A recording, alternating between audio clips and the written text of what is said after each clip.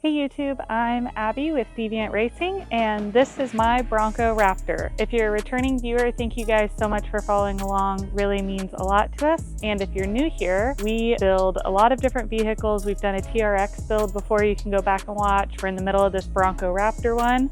And when we're not at home building vehicles, we are out racing. My husband, Josh Shelton, is the owner and driver for the 6129 Spec TT truck. So if you're interested in off-road racing, definitely check out some of our videos that we've posted on those and watch for new ones coming down the line. So right now we're in the middle of this Bronco Raptor build. We have done the 80D bumpers, we've done the 80V fiberglass fenders, and today we're going to be doing the 2-inch lift with the 40-inch tires. For this lift, we went with the Eibach Pro-Lift-Kit. These springs lift and level the front and rear of the Bronco Raptor, adding 2.6 inches to the front and 1.1 inch to the back. For the tires, we went with the Open Country Toyo MT 40s, and for the wheels, we went with the KMC GRC. Now that you have all the specs on what we are going to be putting on the Bronco, let's get into the install.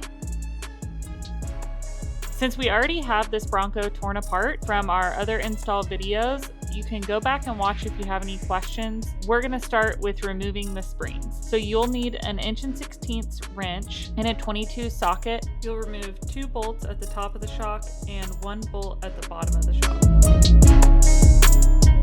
These are really hard to get off and take a lot of muscle. And then to get the bottom bolt out, you will need to take some tension off that bottom bolt. So after you get it loosened, we lower the jack stand to relieve that tension, and then it pulled right out.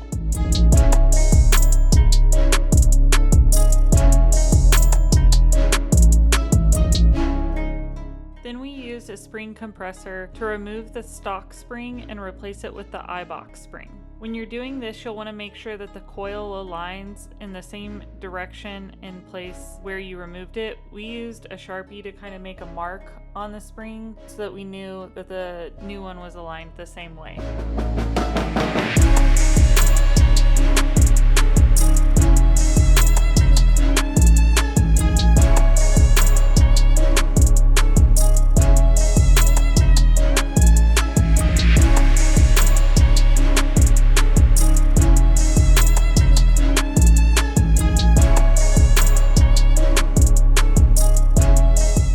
Then to reinstall, you're just going to replace the same bolts that you took out and make sure you remember to plug the shock back in.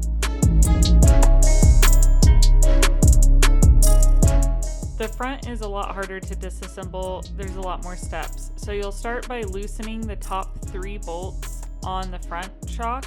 And then before you fully remove these, you're going to have to take apart quite a bit of the front. If your skid plate is still installed, you'll need to remove the skid plate. So you'll start by loosening the lower control arm bolts at the frame, and then you'll loosen the lower shock bolt.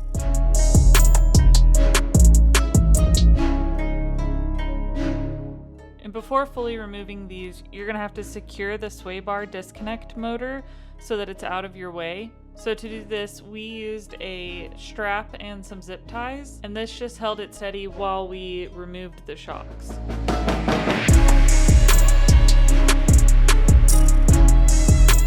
Then you can remove the lower control arms and pull the shock.